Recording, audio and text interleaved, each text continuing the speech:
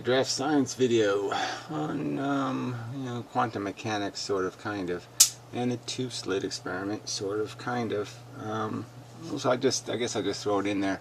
I still have my theory that about this momentum thing, movement, gravity, magnetism, all things that create movement in matter. That the movement is in the matter itself. That you have to describe a mechanism, when something consumes space between me and the camera. My hand consumes it as it moves. It rolls on it, so to speak. It moves on the road. There has to be a mechanism for that consumption of space. Kind of like a Pac-Man. So I would argue, and so I was thinking of this because, Fred made some video about myth or something, just nonsense. But it got me thinking just about Einstein's metaphor of riding on a light beam or a particle of light, and it's such a wrong way to think. It's such a bad. I think it's a bad way to imagine the universe from that perspective, because you're not going to account for your matter. Your matter is already moving. The photons inside of you are already moving. And I think that's the fundamental flaw here. So there's two ways to explain, I suppose, what's happening when let's say you have a nucleus and an electron making up matter. Make the nucleus dark, I suppose. Doesn't really matter. And you have this orbit. And what has to happen when this thing moves? Let's say it moves in this direction. So the whole piece of matter is going to move. And the first thing, obviously, is the first tendency, you would argue, is, well, somehow this orbit has to become consistent, sort of, with the nature of the movement. But most specifically, the center of gravity for the nucleus is what we're really talking about, and what would motivate it to move.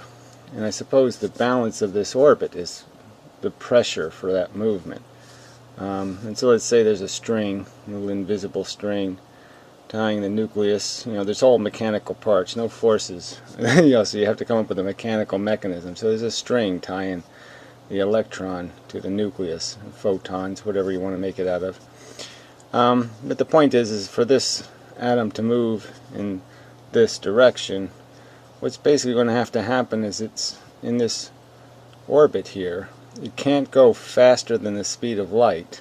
It's already moving at the speed of light. The actual photons inside the electron are moving at the speed of light. The electron itself isn't, but the photons inside of the electron are spinning as they're going around.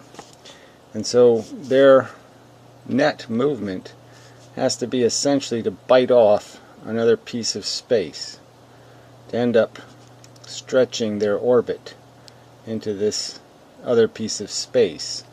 And obviously they'd lose a little down at this end because the string can't stretch. So it's got to pull the nucleus out to this new location. And that's the nature of the movement, as this center of gravity is moved by a net pressure exerted by all the photons having to move in this direction to eat another piece of space without going any faster. That's always the catch. So what you have to do is combine all these specific movements and then come up with some kind of net perception. So the balance, when it's at rest, it's clearly everything in the atomic structure is neutralized. So all the photons, all the atoms are aligned in such a way that with their vibration they don't go anywhere. They just vibrate, they just wiggle, and everything just kind of stays where it is. And then for it to be moved, something forces it to move. What's happening is these center of gravities are being pushed, and it's rebalancing by eating some space ahead of it, or wherever the place is it's eating it. But it's eating the space. It's a. Let's see again to explain the mechanism. What happens is a force. Well, I can't. I guess that would be for another time. Would be a diagram of how atoms are actually, arranged next to each other, and how when you exert a force here, that you end up exerting it here, and that all of these atoms in between here and here have to be rearranged.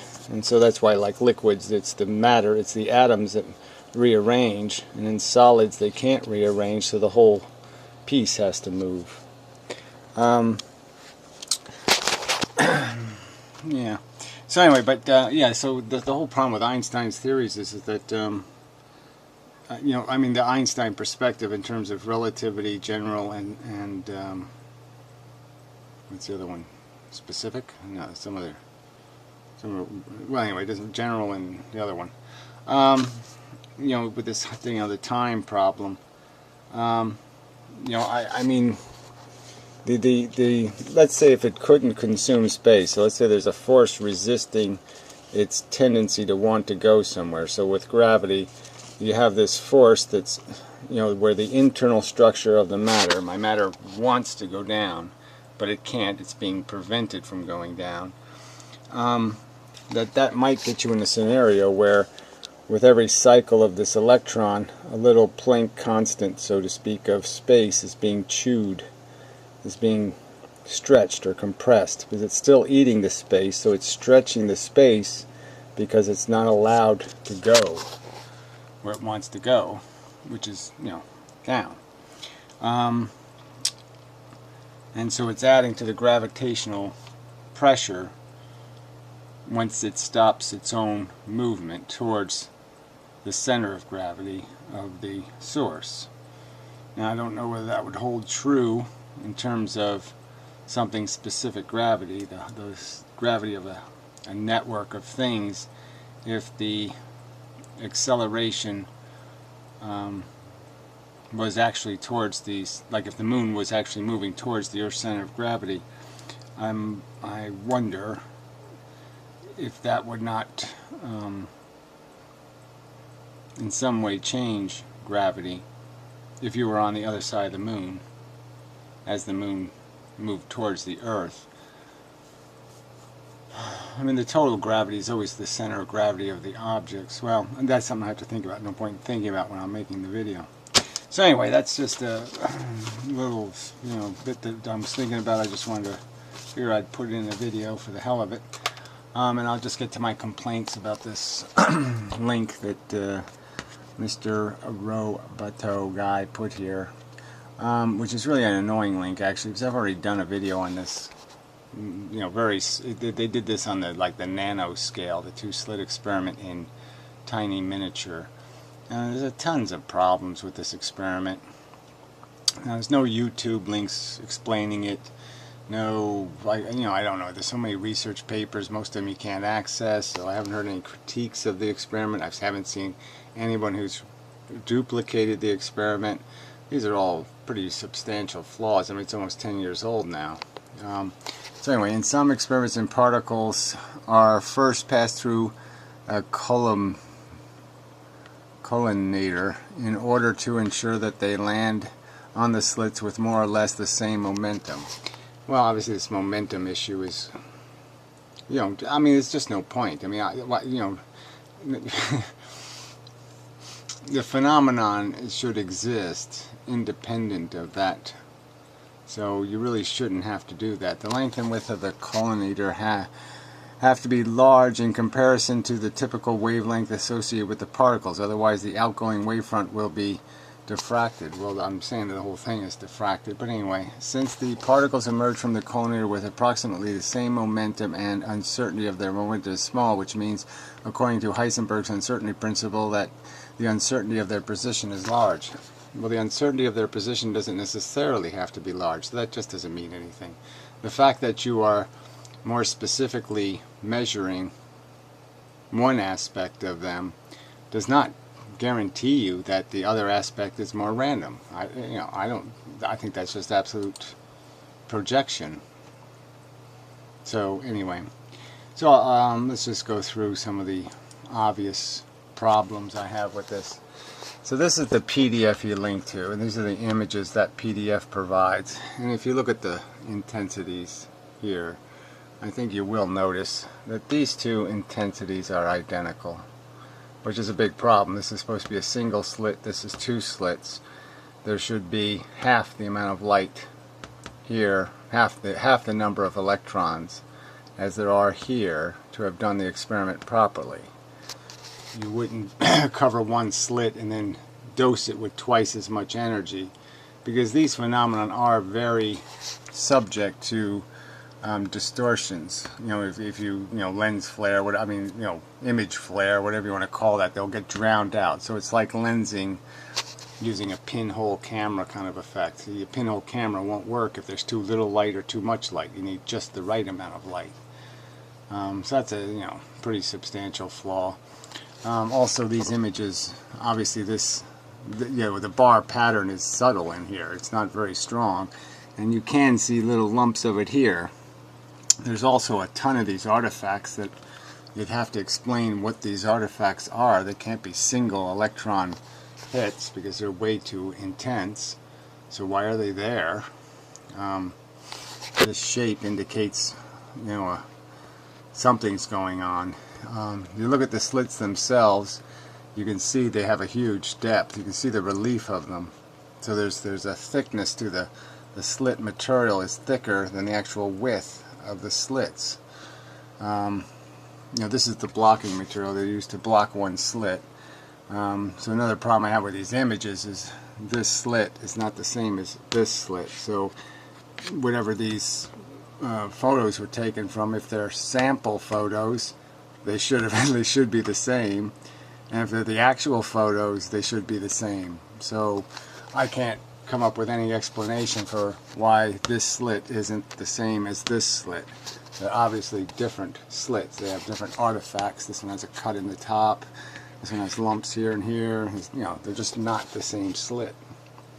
So why would they do that? I mean, it just seems like a manufactured photo. The other problem is right here. This is the lensing they use to do his colonating or whatever. And quite obviously, if these slits are very deep, the angle that this light comes in at is going to be more and more important. So the deeper these slits are, the thickness, the more important the angle is going to be in terms of creating more interaction with the slit material. Clearly the focus is very narrow here, in terms of the focus has to be rather small here, because you couldn't get this pattern if there was, this should be much wider in theory. I mean, these slits are much longer than they are wide, so you should have much wider scope here unless the focus of the electrons was quite narrow. So the focus of the electrons had to be quite narrow to get this pattern. So another really big problem here was, now look at these two images. So here's these images are identical to the ones in the other picture, yet these images quite obviously seem to have changed quite a bit. I mean, this one does seem quite brighter than this image. I don't know whether you can see that, but this one, the pattern seems a little sharper, and this one seems quite dull. But you can sort of tell from the fringes that the brightness, the amount of electrons, are the same in both these images, and this should be half as bright. So there should be half as bright an image there to do the experiment properly. So obviously I haven't done it properly by even the simplest of my standards. So as you see, those really do look identical there, and they don't look quite as identical there in terms of brightness. It's really not as bad. I thought they're both dulled in this image, but regardless, these distinctions have to be accounted for. And what's also missing, there's just no detail here. Why can't we see the images, 10 electrons, 20 electrons, 30 electrons, 40 electrons? Why don't we see it gradually build up? That would be really helpful. You also could do it the very simple, subtle changes in the experiment. Just lower where your focus. See, I'm claiming the focus has to be pretty narrow. It has to be, well, this isn't even, This isn't even accurate to scale. Where's the scale numbers of the nanometers? 200 nanometers across here, and these are 90 nanometers each. It doesn't quite add up. These are 70. And so how long are they? I mean, that's 400. Well, anyway, so that doesn't add up. Well, anyway, so if you had the focus here, just move the focus up a little bit and see what happens at the tops of these fringes. What kind of pattern comes out of there? What kind of, how much of the, so you can sort of see that a little bit of striping happening here. Be very curious to see how much of an effect the boxing effect would have on that image. Yeah, so I'm just saying lots of problems with this experiment. I've tried reading the text, but it's, you know, I'm just not, I don't, they use too many acronyms, too many special jargon words, so it becomes really hard to follow. I did read once that, you know, when part of it, they did the experiment and they found that their electrons were going right through the material, so they had to coat it with gold, as I remember, to prevent that from happening. It's all done inside of an electron microscope. I mean, this is really high-tech crap.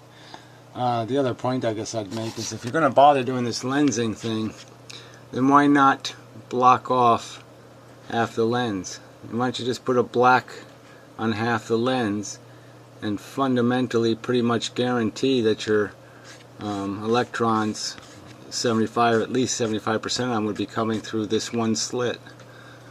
That might be an interesting experiment.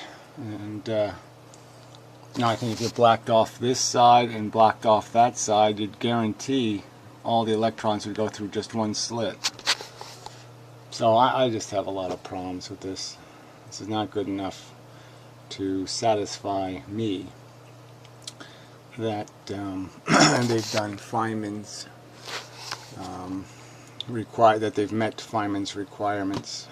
Feynman was obviously dead when this was done, so he couldn't say yes or no to it. At least I'm pretty sure he was. Anyway, so I find it all kind of disappointing. And such. So I guess that's enough. You know, you can just go on and on about what effects are creating what effects. But it's not a very good duplicate of the two-slit experiment. Why don't you just do it in a larger scale where you can get the images and then just do the modifications I requested? What's the big deal? Explain what the hole is for. Explain why you have to do that. Why you have to lens the source material. And then lens it twice. I mean, it's bad enough the whole thing creates an interference, but 2 interference blocks before you even get to the slits, and then you're telling me you're looking at something real, when you know that electrons and photons are highly disturbed when passing through substances. Quite obvious. I mean, it's obviously substantially disturbed. Sometimes photons are so disturbed they move at 1/4 of their speed because they're bouncing around so much. They're being interacted with so much, let me put it that way. They're being consumed and readmitted so much. Anyway, enough of the video, I think. Comments welcome, but you know, Roberto guy doesn't, Roboto doesn't thrill me. I don't like him much.